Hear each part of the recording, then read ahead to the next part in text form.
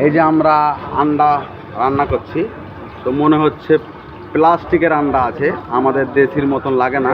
তো যা হোক, রান্নাটা দেখুন কিভাবে করছি। আমরা কিন্তু পেঁয়াজ, লঙ্কা, রসুন আমরা গুঁড়া করে নিয়েছি। এখন কিন্তু তেলে দিয়ে দিলাম, এর সাথে কিন্তু আদা পেস্ট দিব। আমাদের পেঁয়াজ পেস্টটা হয়ে গেছে। এখন আমরা টমেটো ঢেলে দিলাম, এর সাথে 250 গ্রাম টমেটো আছে। আমাদের কিন্তু এখন সিদ্ধ হয়ে গেছে। এখন আমরা ধনে গুঁড়া দিয়ে দিলাম,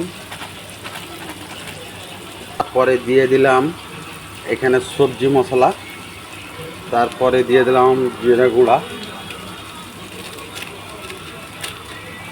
তারপরে এই যে দেখছেন আমাদের গরম মশলা অল্পটা দিয়ে দেবো।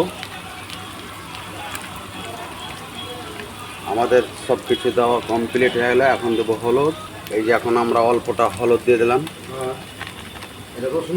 আমাদের হয়ে গেছে কমপ্লিট। এখন আমরা দিয়ে দিলাম আলু, আলুটা আবার নেড়ে নেব। আমরা এখন জল দিয়ে দিলাম, আমরা মোটামুটি 2 কিলো জল দেবো। এখন আমাদের রান্নাটা হয়ে গেছে, আমরা এখন নামিয়ে নেব। চুলাটা এখন হালকা করে আছে, বন্ধ করে দেবো এখন। আর টেস্টিংটা কেমন হলো, রান্নাটা কেমন হলো অবশ্যই কমেন্টে জানাবেন।